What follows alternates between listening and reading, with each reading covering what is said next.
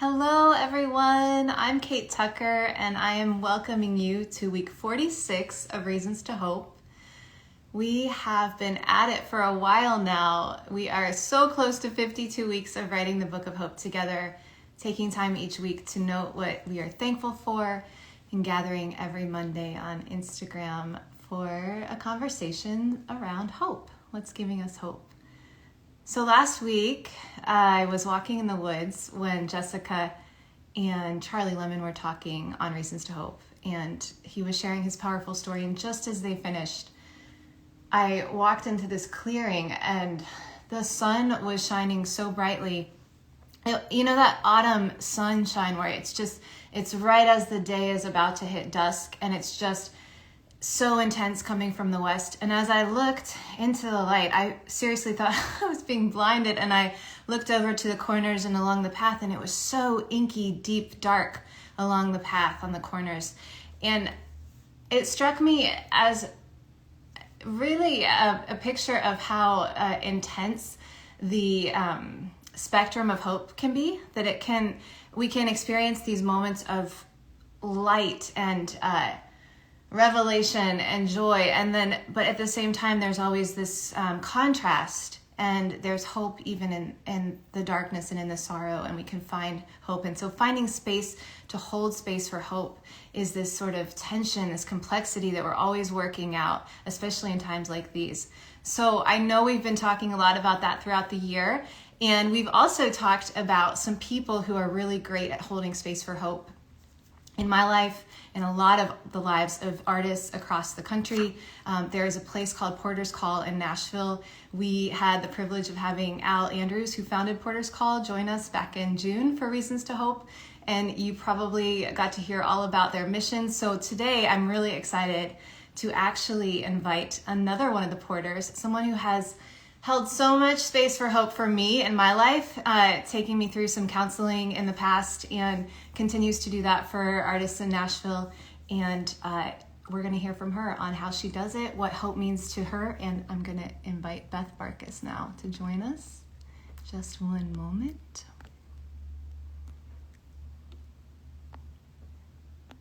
Beth, come on in.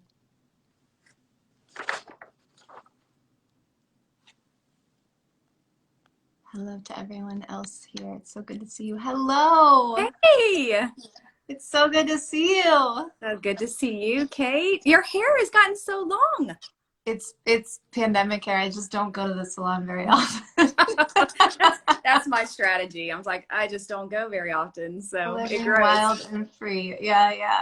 How are you? How are you feeling today? What's going on in your world? Yeah, it's a good day. It's beautiful here. It's really, really pretty. Just fall, everything's vibrant. So I think your story leading in just feels so appropriate, especially to talk about seasons and change and hope and contrast. And so I just am really seeing that today in nature.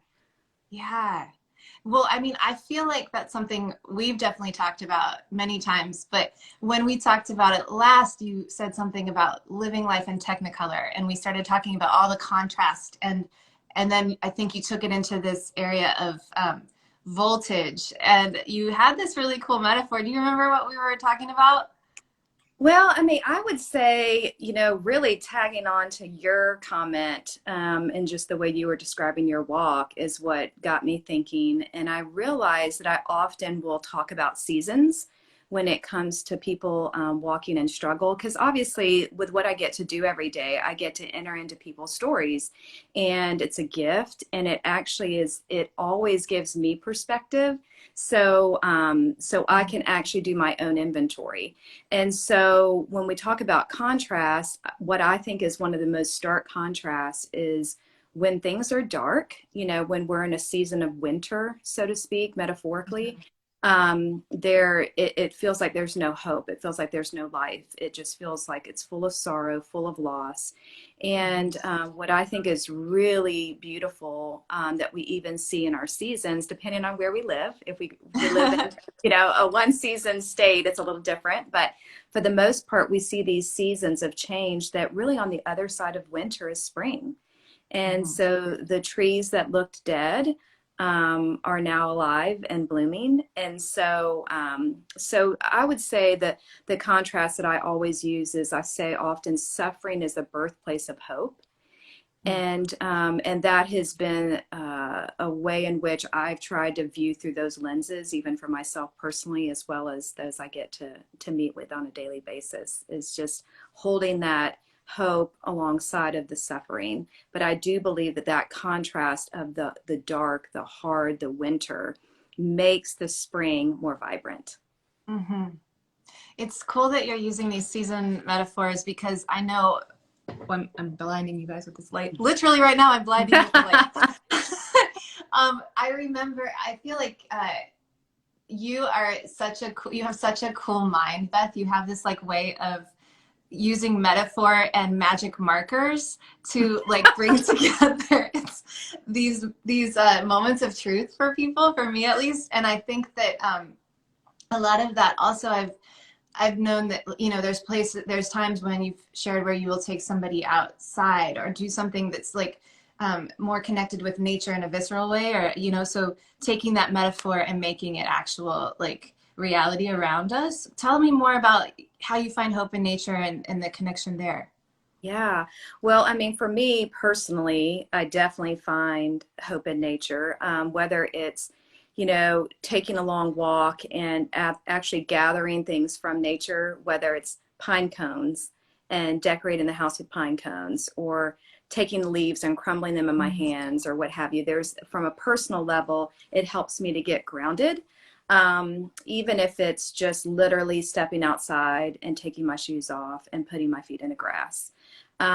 There's something about the grounding nature of getting skin to earth, that that regrounds us, you know, as individuals. So that on a personal level is something that I like to practice. But from a professional level, we actually, where our little house is in downtown Franklin, Tennessee, which is just south of Nashville, we have a park really close by.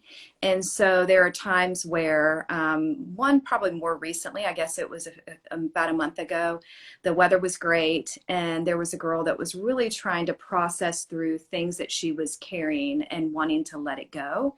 So I said, okay, let's go on a walk. So we went on a walk, and I just had her picking up rocks along the way, and I had her holding the rocks. Okay. And so the rocks were probably about that big, you know, they weren't very big, but try holding a bunch and it ends up being a lot to juggle. Right. And so every time she was talking about something that was heavy, I said, okay, pick up another rock. And so we kept walking, and then I was like, what else? And so she talked about something else. I said, pick up another one. And so as we were walking along and we were getting into the park, she had probably about 10 rocks, which were like, wow. She was like, can I put them in my pockets? I was like, no, I want you to keep holding them. I want you to just hold them where you can see them. So, so she was like, okay. And so she's juggling these rocks. And so I said, okay, we're gonna go to the river. So we went to the river, which is right alongside this park. And I had two different markers. I had a Sharpie, and then I had a washable marker. And so with the washable marker, I said, I want you to take one of those rocks, and I want you to replay or retell what it is that you feel like you're carrying that's heavy. And so she wrote it down, you know, and then so we did that for all 10. So I said, okay, now we're going to revisit that rock. Let's flip the rock over. And let's now take the permanent marker, the Sharpie. And I want you to write really what is on the other side of this suffering. What is the hope that's now possible because of this pain? And because I really believe our pain is our superpower, that our suffering's our strength, and that it is really through those contrasts, like you were saying, in the darkness and the light and all of that, that we actually can see what's on the other side. So she flips over the rock and writes with permanent marker what is true. She's like, because of this struggle with my father, I now know what I deserve, you know, with the man in my life. You know, what she just name it. She had all these different, and it came to her instantly. Like, it didn't make her, she wasn't even like, I don't know. And I said, it's because you've actually named the thing that is creating so much pain that I believe you're able to see the other side. So she did that. And then we just went to the river and sat on these steps, and you can see the water flowing, and I had her throw them in. Ah, And yes. it was, and what was cool is we started with one that was really, right there in the riverside. And I said, I want you to put it down and I want you to see. And you could see the letters lift off with the Mm. washable marker. And just you could see them lift off. So I was like, but yet on the other side, the words still remain. The truth is still there. And so she did that with all 10 rocks. And it's interesting how there was a couple of them where she had a visceral, like she chucked it so hard that I was like, it's going to go to the other side of the river. That's how hard she was throwing it. But there was something about even that release. She was out in nature. She was touching the earth with a rock. She was speaking her story. She was speaking out truth and hope. And she allowed kind of the river to wash it and to remain. So that's one of the exercises that I did, just because I feel like there's so much out there that we can take in, and it certainly beats being in a room sometimes in four walls. Yeah. Wow. Yeah. That is so amazing. I mean, I was in Costa Rica once on the beach and going through a time where really had to make some decisions, and it was hard for me. I think it was a time when you were talking with me about landing planes. Like I had so many planes in the air, and eventually I needed to land some of them so that I could land myself. And I was walking along the beach, and I was picking up shells, and I wanted to take home all these shells, and I had rocks and all the things, and my hands were so full. And it was so, as you were telling that story, I was thinking, oh my gosh, I did that in a different way. And I told myself, you can't bring any of these back with you. You can only bring one back with you. So I filled my hands until I couldn't fill them anymore, and they were representing similarly things that I was holding on to. And I knew that there was this one that I really wanted to keep with me as a symbol of where my heart was and where I was going. And it was I mean, I can't even imagine how powerful it would have been to involve words and to see the water washing that away. But what a beautiful way to embody hope and to find, yeah, that other side of it while acknowledging the pain and the reality of the suffering. So it's not just a negation of that, or a sort of like, oh, we're so thankful and hopeful, like, but it's a real, like, head on almost collision with reality in order to get through, and that's not a good metaphor, but we've had No, plenty of good ones. So no, that's exactly right. I but totally agree yeah, with you. yeah. Where is hope intersecting in your life these days? Mm. Honestly, I hope this doesn't sound cliche, like, of course, this is what a counselor would say. But I believe that my opportunity to sit in people's stories in the counseling room gives me the perspective that I need for my personal life. For example, I have boy-girl twins that are in their sophomore year in college, and then I have a freshman in high school. So I basically essentially have, two real adults, and then one well on his way.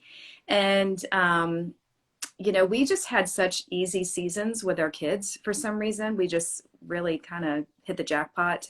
We had just so much fun in the elementary, middle school, high school years. And so we thought, this is great. And we're going to enjoy empty nest, or at least semi-empty nest. And I will tell you, it is so amazing and sweet to enter into this other season with our kids that are older, that it really is a lot more of coming alongside instead of being over and them being under our roof, and us kind of really knowing the day to day what's going on.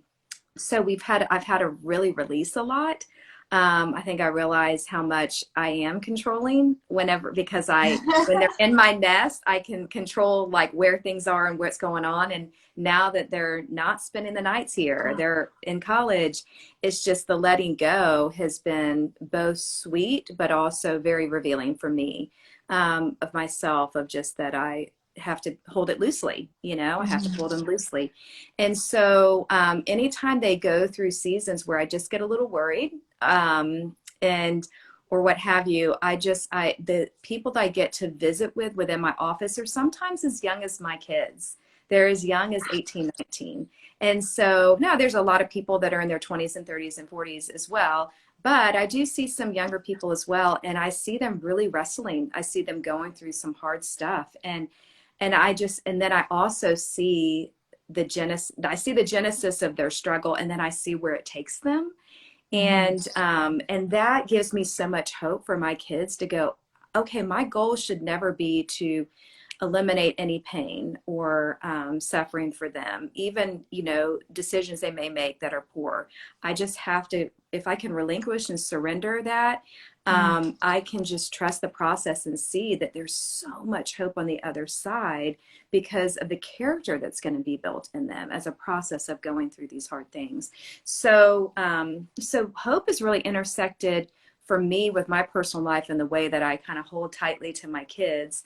I've been able to really relinquish, my grip a lot more and just trust that process in them and that journey for them. And really, the people I get to meet with every day are the ones that are inspiring me to be a more surrendered mother, instead of super mom. To be a surrendered mom is super, super freeing for me to learn. That is so beautiful. And I'm encouraged and happy to hear that because I there's so much that you do hold, in holding Mhm. space for all of us. And I think I'm so glad to know that there's something, being given to you as well as when you're giving like that. 100%. I'm actually selfishly, if I'm honest, I feel like I'm getting way more than I'm giving. Way more, Yes. way more. So I feel like I'm getting so much. And that's why I'm like, people go, how do you do this every day? I'm like, oh my gosh, it keeps me grounded.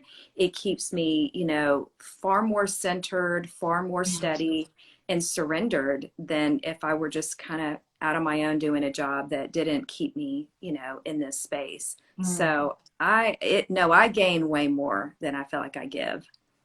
Oh my goodness. Well, that's because you're walking in purpose and it's so Mm. beautiful to see. So thank you. Thank you for joining us today and sharing with us. Thank you for all you do every day to hold space for hope. And everyone follow Porter's Call. They have Monday Minute every Monday where you hear from one of the porters and it's super fun and sweet and encouraging. And then you can also learn how you can support their work on porterscall.com. Porterscall.com. Mm-hmm. Porterscall.com. They have an annual fundraiser called Evening of Stories, which is just amazing. And you can read more about Porter's Call at routeandvinenews.com. I'm sure we'll have Al and Beth back at some point again. And make sure you do let us know this week what's giving you reasons to hope. What about our conversation today made you think or gave you some sort of encouragement? We'd love to hear from you. You can comment on Root and Vine News. You can comment in the Instagram feed throughout the week, hashtag reasons to hope so we can find you. And we will see you all again next week. We are getting down to it. 52 weeks coming right up. Thank you all so much and have a beautiful, hopeful week. Thank you. Bye, Beth. Bye. Thank you.